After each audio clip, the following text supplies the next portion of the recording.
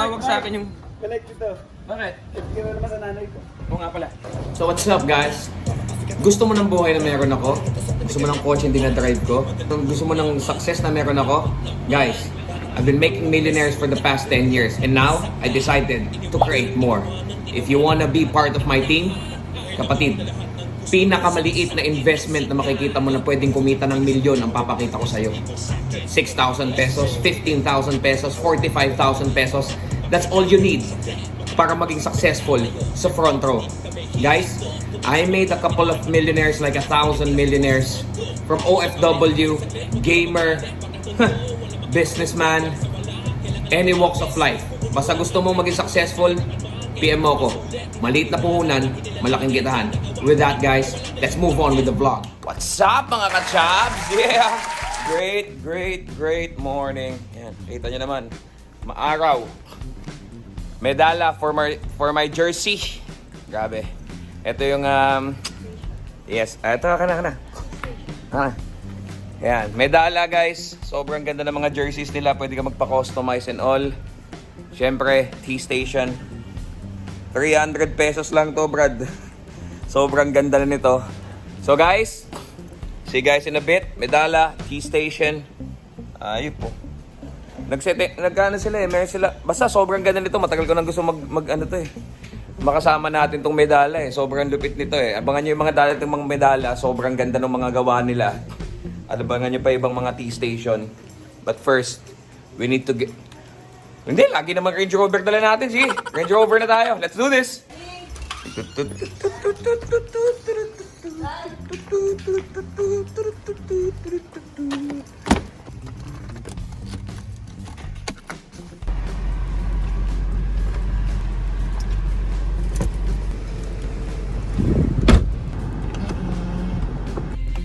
So, andito tayo sa shop, guys. Yan. Okay. Pakita ko sa inyo ginagawa ngayon. Medala. Yan. Yan, si Papi. Hi, Papi. We're still working on this. Bad boy right here. Kasi malapit na to. Yan. Lahat ng checks ginawa na natin. And all. Yan. Ganda nito pag natapos. So, huwag muna natin pakita kay Jonah. Kasi ayaw niyang pakita yung sa kanya. Pero syempre, excited na rin ako. Nalaglag ang babe ko. Shit. Excited na rin ako sa anong ulam mo. So, let's...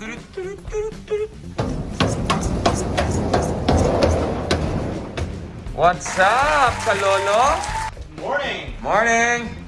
Yan, buksan natin aircon. Yan. Yes! Mainit. Yan. Ang ating workstation. Yan. Boom. It's alive. So guys, I'll see you guys in a bit.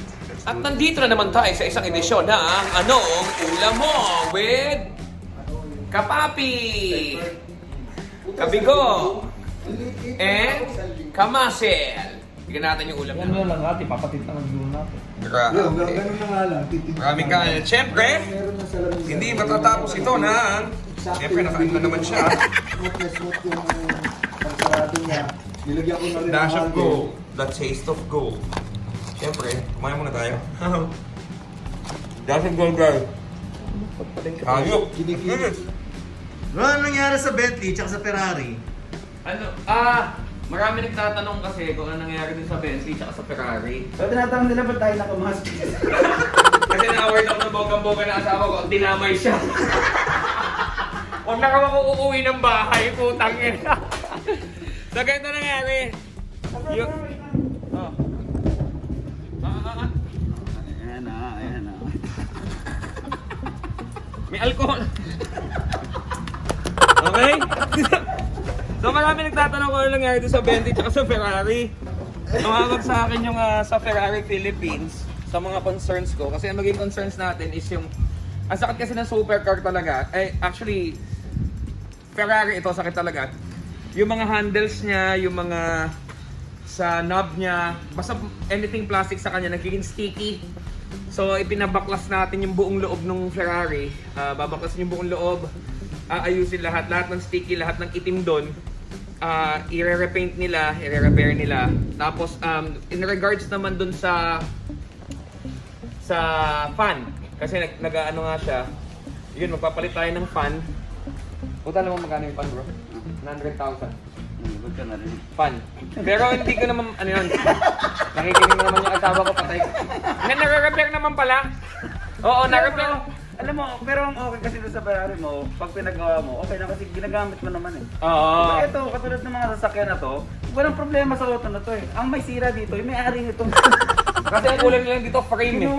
Kinuha ng bago. Nilagyan ng ganito, nilagyan ng ganyan. Ang dami nilagyan. Pinafoil. Hindi ginagamit. Hindi ginagamit. Ito, naka-Liberty, pinalitan ng kulay, naka-carbon fiber, naka-lower. Hindi rin ginagamit. Pag sinabi mo, gamitin na sabi, wag daw sila pakialaman, dyan lang daw sila. Oo. Kasi ang tawag dito, ito yung mga ito yung mga real life na, ano yun, yung maliliit, matchbox.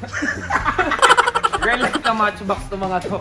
So ginagamit nyo lang ito. Ayun, balik tayo dun sa Ferrari. Ang nangyari sa Ferrari, puking ina, umuulan. Ang nangyari dun sa Ferrari, yun nga. So, tapos yung sa bubong niya medyo lumundo siya kasi last time na nagkaroon kami ng shoot for Scenic Kwento. Shoutout muna sa T-Station guys, 300 pesos. T-Station ha, T-E-E Station, 300 pesos, ganito na yung cup mo, sobrang ganda na. Anong nangyari, nung huli ko siya nung nagkaroon kami ng shoot for, ano to? Scenic Kwento, nung binaba ko siya may tumunog. Pagbalik, medyo lumundo. So, tatanggalin nila yung buong, basta buong Ferrari bro, babaklasin lahat yung loob, ayusin lahat. Sa fan, we need to replace the fan sa para hindi na siya umangat. Buti lang nandun na tayo. So tiwala tayo doon sa Ferrari Philippines kasi hindi naman tayo lolokohin ng Ferrari Philippines dahil una sa lahat, Ferrari talaga yun at yung may-ari, kaibigan natin. So yun, okay? In regards naman with the Bentley, ang akala ko kasi, ang problema niya is the air suspension bro, hindi pala. Yung air distributor. Kasi ang ginawa nila, yung air distributor na naglalagay ng hangin sa apat na gulong, yun na may problema. Oo bro. Plus yung air suspension din. Yung air suspension may Kung problema. magkano yan, para natigil na nalalaman ng viewers mo kung magkano. Mura lang. Mura lang. Mura lang. Mahal pa magpa-body kits. Kasi everyday, mga magulang ko, asawa ko, pinanonood to. So lahat ng pinapagawa ko, mahal pa nga yung suspension ng Corolla. Oh bro. Para 700 pesos lang, ganun. Mga ganun. Tapos yung bubong, kasi yung unang gumawa nung bubong nun, kasi syempre naghanap din ako ng mura. Ang nangyari, marami siyang nabali, maraming nasira doon sa bubong. So ito, official na gumagawa to ng mga supercars, Ferrari, Lambo, Bentley, Rolls-Royce. So sila na yung gumagawa. Yun, nakita nga yung sira nung binaklas lahat. Yun yung sa bubong. So it will take, yung Ferrari, ang sabi sa akin, is 2 weeks, 2 to 3 weeks maximum. Pero yung sa Bentley, aabutin siya siguro ng mga 3 to 4 weeks daw dadating yung pyesa. Pyesa pa lang, wala pa yung gagawin. Pero yung bubong ginagawa na nila. So I hope, we can hope and pray na Pinalitan daw ng yero eh. Pinalitan ng yero. yung bubong gagawin na ng yero na lang, no? Para kapag umuulan, di ba, sa kapatulog pag naririnig mo yun. So yun ang nangyari. Sana, I'm really hoping and praying na matapos na siya para, kasi syempre yung Lambo natin, this week, I think this Sunday, itetest run natin sa NLEX yung Lamborghini sa Sunday. Sama naman si Kalolo. So, samahan niyo ako doon sa Sunday. Itetest run natin yung Lambo para kahit pa paano maitakbo kasi naka-stock up lang doon. Wala namang gagamit doon dahil tayo may-ari. Malamang kung may gagamit doon, tayo yun, di ba? Kaya lang inaayos pa rin yung papel niya kasi mahabang proseso. So, yun yung mga updates natin sa mga sakyan. Ito naman, ginagawa na rin yung video na Res Jacob. Total, pinakita na rin naman niya kahapon. Yan si Master Ando. So, ginawa na rin yung chin ito. Ginawa rin ito yung chin. Ginawa na rin yung side. Ito na yung Ito na yung mga panels niya na pipinturahan and all. So, ayan. Si Master Ando. Master Ando, oh. Makaka-copyright tayo. Patayin mo yan, do. Yung sounds. Hayop ka. Nagbablog ka naman, alam mo yun. In regards naman with the van, nagawa na natin ito. Pipinturahan na lang to itong panel. Pininturahan na ito ni Papi. Tapos lalagyan ng salamin dito. Tapos okay na rin to. And then ang naging problema kasi natin dito nung chinek natin is kapag maganda yung sounds maganda yung sounds niya. Ang problema, na-figure out namin na nung TV lang ang gagamitin, hindi tumutunog yung sound system niya. Dito. Di ba? So ang Ang sarap eh. Lambot. Sarap dito pag lalo na pag... Ano? May yan? Ano? May... Biyahe ka. Biyahe ka. Biyahe. So, bro, umuulan na. Uy, baba! Umuulan. Gunggong! Barinig kita sa mukha! Ay, diyan ka pala. Ayun ka, mainit.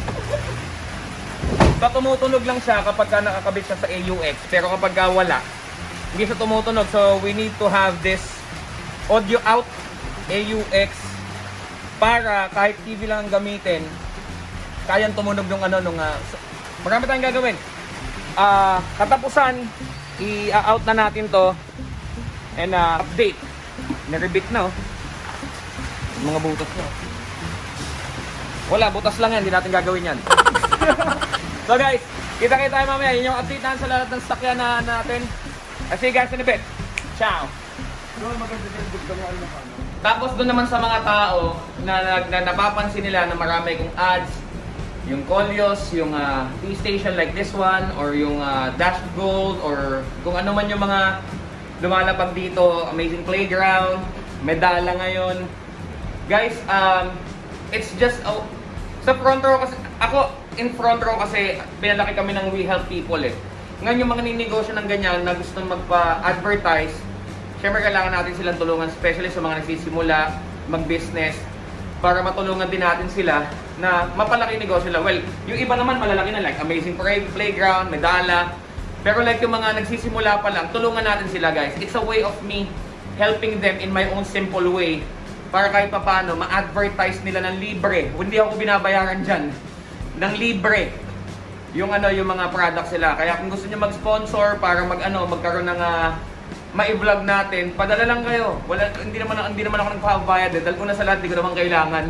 Di ba? I just wanna help people na gusto magpatulong. Okay? Kinalaro ko lang yan. And guys, yun lang. And then, I'll see you guys in the next vlog. Gusto ko lang iklaro lahat. Gusto ko lang i-clear lahat yung mga... wag natin pag-usapan kung magkano inabot yung mga sakyan kasi nanonood yung mga magulang ko at saka nanonood yung asawa ko. Yari ako. Nakatulong tayo sa maraming tao. Everyday may tinutulungan tayo for front row na ngayon. Kumikita sila ng malaki from employees, business people, even yung mga restaurant owners ngayon ginagawa na rin yung front row. Dahil maraming taong sinasabi nila is walang pera tao ngayon. Pero the truth of the matter is, mas kailangan ng taong kumita ng pera ngayon dahil nga sa pandemic. Okay? With that, stay safe guys. Hope to see you soon. I'll see you tomorrow kasi everyday vlog pala ako. With that, always remember, basta chubby, yummy. We out. Chubby out. Peace! So what's up guys? Gusto mo ng buhay na meron ako? Gusto mo ng kotse hindi na-drive ko? Gusto mo ng success na meron ako? Guys, I've been making millionaires for the past 10 years and now I decided to create more. If you wanna be part of my team, kapatid, pinakamaliit na investment na makikita mo na pwedeng kumita ng milyon ang papakita ko sa'yo. 6,000 pesos, 15,000 pesos, 45,000 pesos. That's all you need para maging successful sa front row. Guys, I made a couple of millionaires, like 1,000 millionaires from OFW, gamer, businessman, any walks of life. Basta gusto mo maging successful, PM mo ko. Maliit na puhunan, malaking kitahan. With that guys, let's move on with the vlog.